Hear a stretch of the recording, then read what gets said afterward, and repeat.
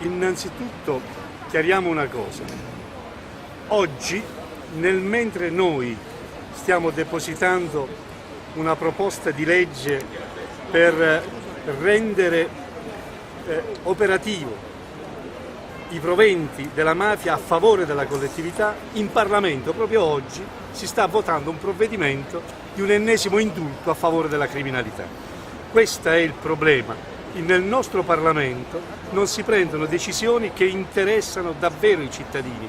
Ci sono 80 miliardi e oltre di beni sequestrati alla mafia che stanno lì a marcire, a fallire, come diceva il segretario Messina, o ancora peggio, a rendere ancora più indebitato lo Stato, perché poi bisogna mantenerli questi beni, e invece quei soldi possono servire per rendere più efficiente la giustizia, per pareggiare un po' i conti con il bilancio in rosso e quindi rispondere anche alle esigenze dell'Unione Europea, e nello stesso tempo per rendere operativa quel che è la lotta alla criminalità, nel senso più effettivo del termine. A noi pare che questo modo di fare politica, cioè presentare progetti di legge che servono ai cittadini, settimana scorsa abbiamo depositato quasi 100.000 firme per il gioco d'azzardo, per eliminare il gioco d'azzardo, dove lo Stato è né più né meno che il riciclatore, perché invece di eliminare una malattia sociale ci specula sopra e ci guadagna sopra. Oggi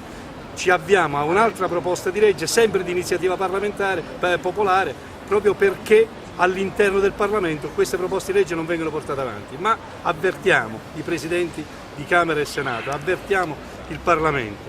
Le leggi di iniziativa popolare non sono come le leggi depositate da questo e da quel parlamentare, sono leggi depositate da centinaia di migliaia di cittadini, devono essere messe all'ordine del giorno, votate, e vi dovete assumere la responsabilità da che parte volete stare, non che le mettete nel cassetto come avete sempre fatto finora. L'ultima cosa, c'è una sorta di gioco delle parti, nel senso, un protagonismo politico dal basso, però in Parlamento ci sono delle forze, penso al Movimento 5 Stelle. Su questo c'è un gap, un vuoto, un deficit di iniziativa parlamentare. Qual è il vostro giudizio rispetto a questi temi? No? Rispetto al tema in generale di quel che sta succedendo in Parlamento, io lamento molto le voci dell'opposizione che vengono zittite. Noi riteniamo, e lo abbiamo subito sulla nostra pelle, noi dell'Italia dei Valori, se siamo fuori dal Parlamento è perché non ci siamo adeguati al sistema che voleva che tutti ci mettevamo intorno al governo Monti, che tassando di più gli italiani faceva quadrare i conti. I conti, come avete visto, non sono quadrati, e soprattutto il governo Monti non ha portato alcun concreto risultato.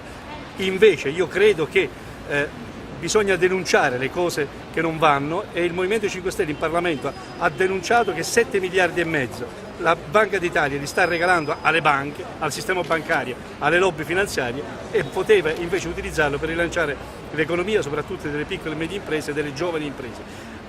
Tappare la bocca non ci è sembrato e non ci sembra un fatto costituzionalmente corretto, e così come vogliamo evitare che proposte di legge di iniziativa popolare, che sono la massima espressione della democrazia, non possono fare il loro corso. Oggi ci accingiamo a una proposta molto importante, fare in modo cioè che 80 miliardi che stanno lì a dormire, a morire e a disfarsi siano messi a disposizione dell'intera collettività.